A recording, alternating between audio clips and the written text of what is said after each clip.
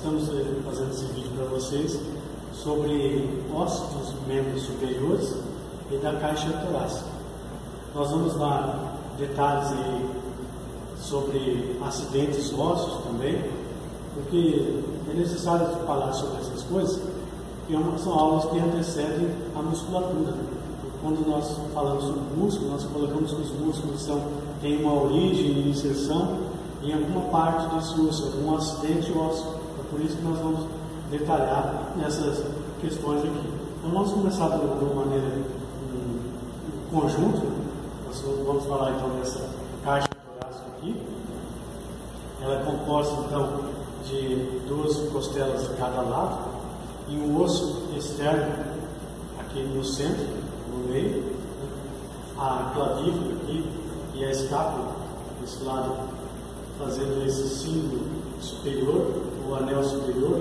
Esse símbolo ele vai ligar então aqui o membro inferior aí ao esqueleto axial, esse esqueleto apendicular ao esqueleto axial, símbolo por clavícula e escápula.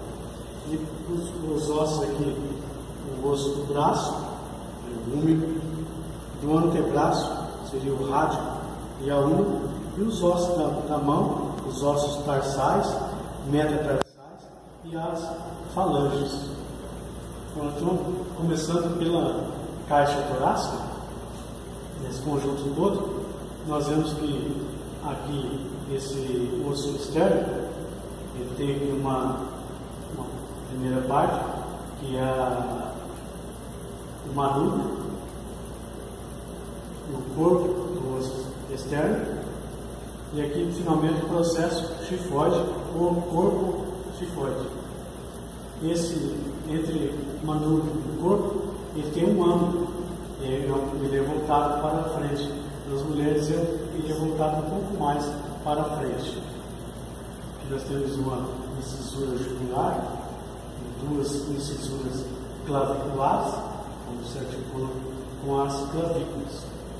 Ainda nessa caixa torácica, nós temos então as 7 primeiras costelas, então aqui a primeira, segunda, terceira, quarta, quinta, sexta, sétima aqui. Elas se articulam com o osso externo por meio das suas cartilagens costais.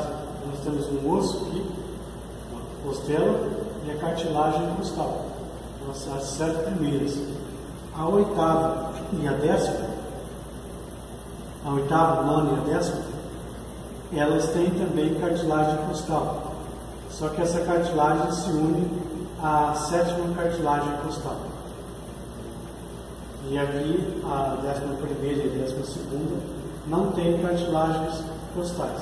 Elas são costelas livres aqui.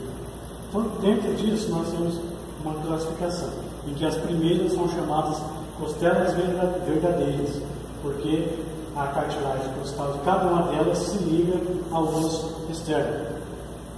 A oitava até a décima são costelas falsas, porque elas têm cartilagem costal, mas as mesmas não se articulam diretamente com o osso externo, mas se articulam aqui, se unem à 7ª cartilagem costal para que então chegar aqui no osso externo. E então, as falsas aqui. As duas últimas são chamadas então flutuantes. Elas não têm cartilagens costais, nessa posição, não têm cartilagens costais, portanto elas não são ligadas nem direta nem indiretamente ao osso externo aqui na frente. E tem outra particularidade, elas se articulam com as vértebras apenas no corpo vertebral, não se articulam no processo transverso. Vocês veem que as demais cartilagens costais, as demais costelas, se articulam nos processos transversos respectivos, cada uma delas. Então essa é a primeira classificação: costelas verdadeiras, falsas e flutuantes.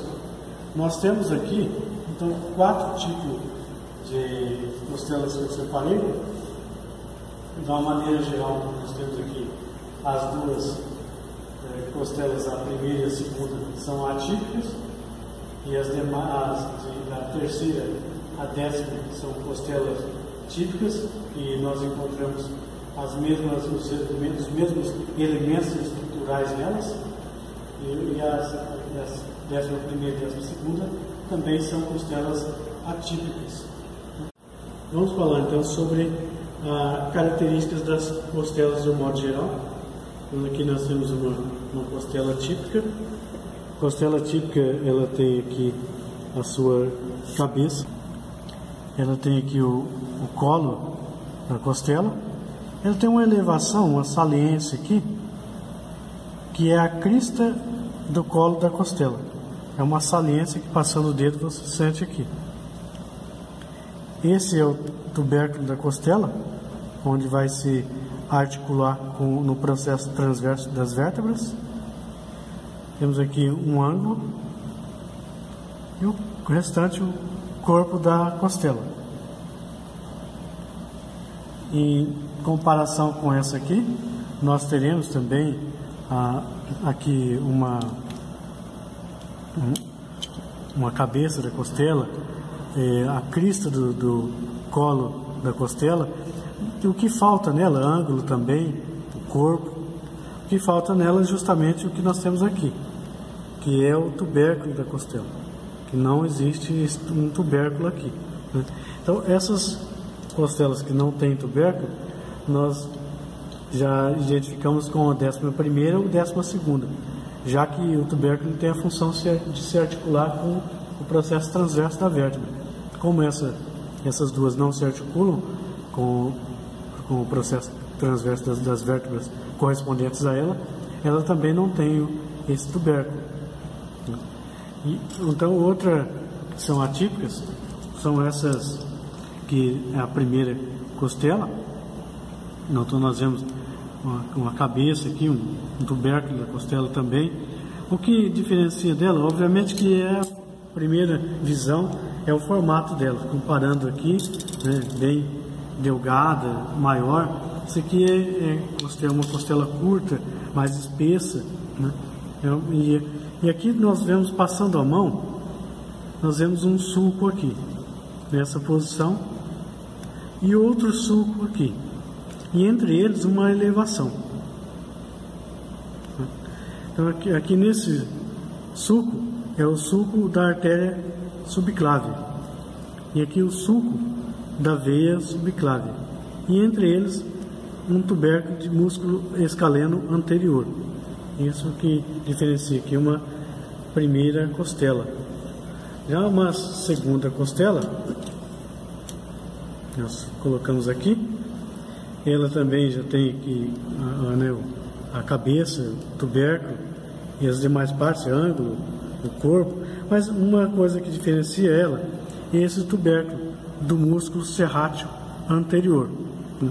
Além da própria forma, vendo costelas típicas, esse formato delgado, maior, são maiores. Então a primeira e a segunda costela são costelas menores, a primeira costela mais espessa, a segunda costela espessa também do que as demais, né? Menos um pouco do que a primeira, já é um pouco maior do que a segunda costela, e ela é mais espessa do que as demais e tem ainda esse tubérculo do músculo serrátil anterior.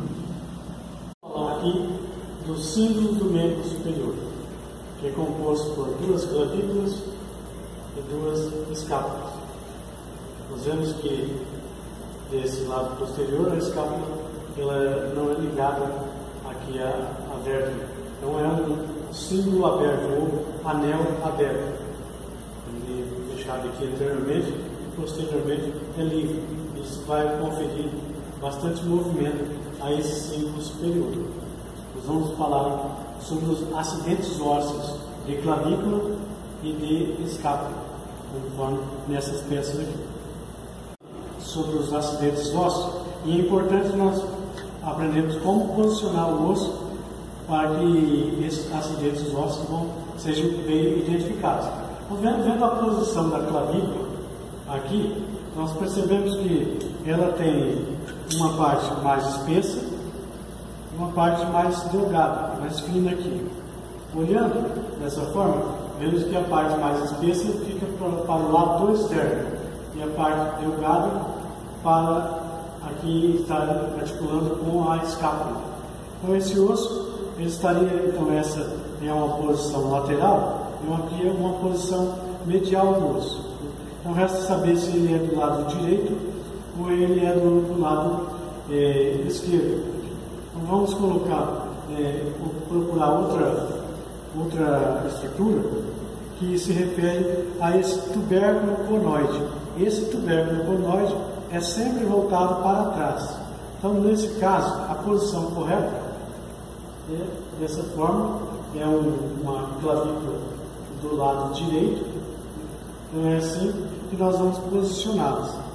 E vamos, então, identificar os acidentes ósseos que a compõem. Então, nessa face medial, ela vai se articular aqui com o osso externo. Então, é uma face external, ela é mais espessa. Aqui, lateralmente, temos uma face acromial, porque se articula com o acrômio da escápula. Uma visão anterior aqui. Vamos circulando, fazendo um movimento de modo a perceber aqui a face inferior dessa clavícula. Percebemos aqui que nós temos um sulco. Esse é o sulco do músculo subclávio, tubérculo conoide aqui. E aqui nós temos uma impressão do ligamento costoclavicular. Essas são as estruturas da clavícula. A escápula, nós também precisamos posicioná-la para que as estruturas sejam melhor identificadas. Então, nessa posição, sabendo que essa face se articula com a cabeça do húmero, então vamos posicionar dessa forma. Também fica do lado direito, se articulando com a cabeça do húmero aqui. Dessa forma. Nós temos aqui, essa é uma visão anterior e aqui uma visão posterior. Numa visão anterior temos uma fossa subescapular aqui, temos um ângulo inferior, um ângulo superior aqui em cima, que essa peça está desgastada, né? O ângulo inferior pode ser melhor visualizado aqui. E nós temos uma face medial, uma borda medial, borda lateral. Essa aqui é uma estrutura muito importante, que é a espinha da escápula. E nós temos uma fossa supraespinal e uma infraespinal. Isso aqui eu já estou colocando numa visão posterior da escápula.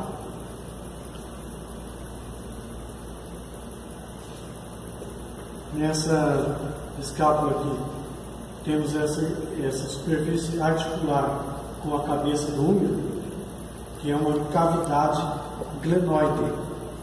Na cavidade glenoide nós vemos que elas têm dois tubérculos, um tubérculo aqui em cima e um tubérculo aqui embaixo.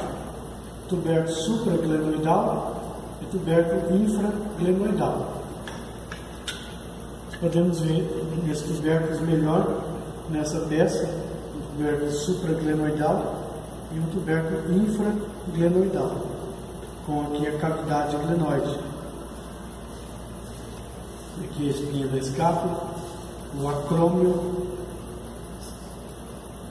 ângulo inferior, o ângulo aqui superior. Nessa posição, se ela aqui lateralmente, você tem uma borda lateral e uma borda medial. Aqui, a fossa subescapular. Esse é o nosso processo coracoide. Essa estrutura aqui. Temos uma incisura escapular nessa região. Vamos falar então sobre os ossos aqui do braço e antebraço. correspondendo então úmero e rádio e úmero, os acidentes ósseos que compõem eles. Começando aqui pelo úmero, nós vamos posicionar da maneira correta. Vamos procurar então a posição anterior e posição posterior. Você, posicionando esse osso, nós vemos que ele tem duas depressões desse lado e apenas uma do outro lado. Então, essas duas depressões aqui, na sua posição distal, aqui é a posição proximal e aqui a posição distal. Essas duas depressões ficam anteriormente e aqui posteriormente. Então nós já posicionamos dessa forma, aqui região proximal e região distal e anterior, uma vista anterior. Aqui a cabeça do fêmur. A cabeça do fêmur se articula na cavidade glenoide da escápula, logo ela é medial. Então as estruturas aqui são laterais e desse lado são mediais. Esse posicionamento correto. Aqui um número do lado esquerdo, como vocês podem ver. Então, vamos identificando as estruturas. Temos a cabeça do húmero e duas saliências acompanhando aqui. Entre essas saliências e a cabeça do húmero, temos o colo anatômico.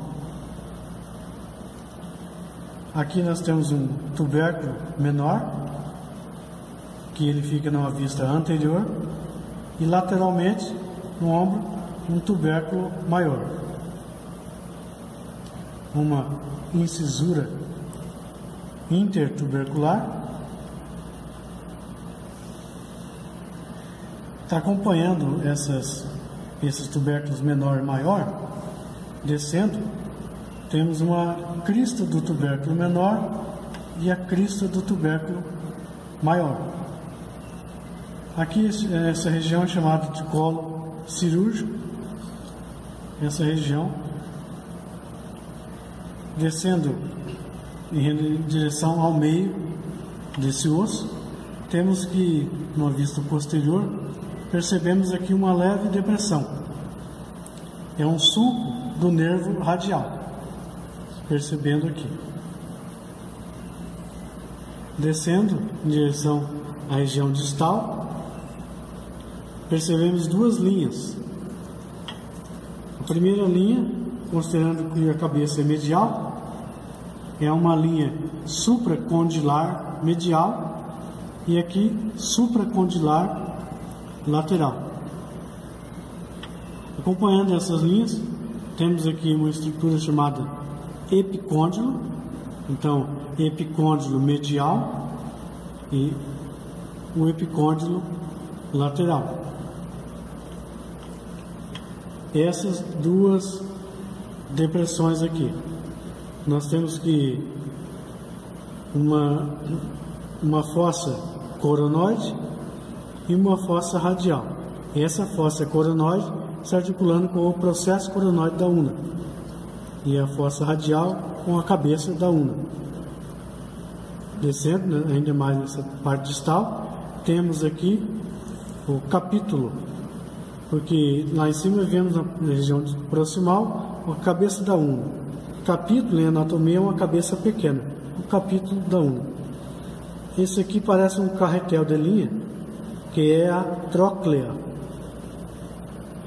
E entre a tróclea e o epicôndilo temos um sulco do nervo ulnar.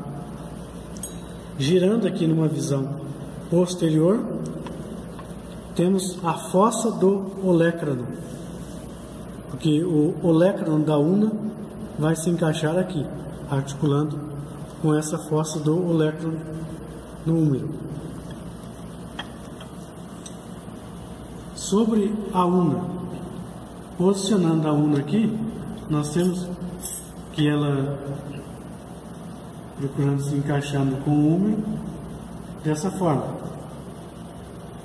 Então essa é a posição correta. Esse aqui é o olecrano da una, articulando-se na fossa do olecrano. eu tinha falado aqui da tróclea do húmero. Essa é a incisura troclear, se articulando com a tróclea do húmero. Esse olecrano, incisura troclear, processo coronoide, que vai se articular na fossa coronoide. Seria dessa forma, quando nós flexionamos o cotovelo.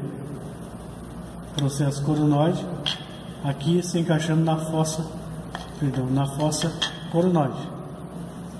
Dessa forma.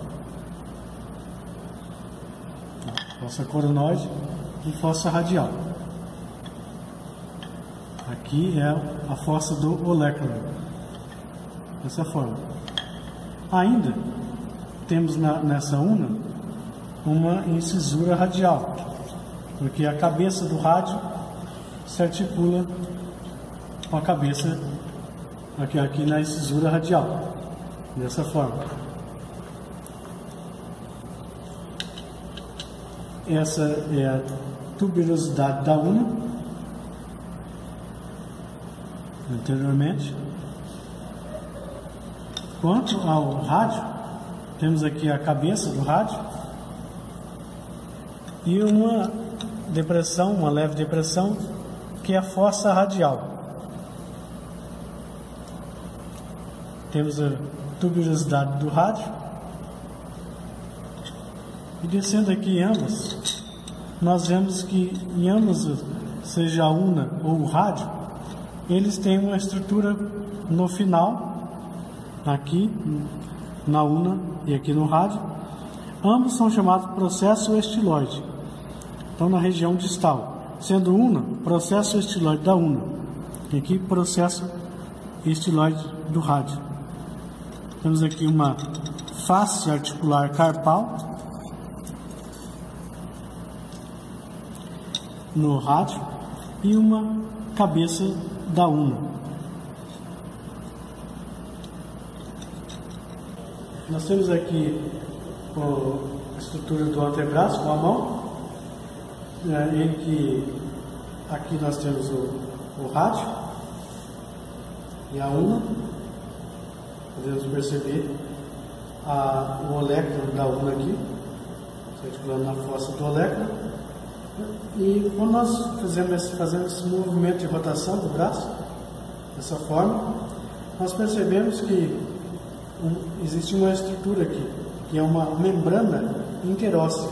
Ela ajuda esse trabalho conjunto de rotação do rádio sobre a una. Na região proximal, nós percebemos também que existe uma articulação entre o rádio e a una, em que essa região da tuberosidade do rádio, ela se articula na incisura radial que existe na una.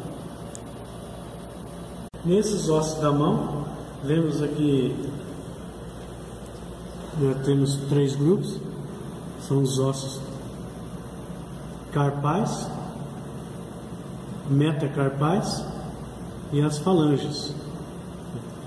Os ossos carpais nós temos em número de 7, temos numa primeira fileira aqui, seria o escafoide, semilunar, piramidal e pisiforme. E aqui nessa segunda fileira, trapézio, trapezoide, captato e amato.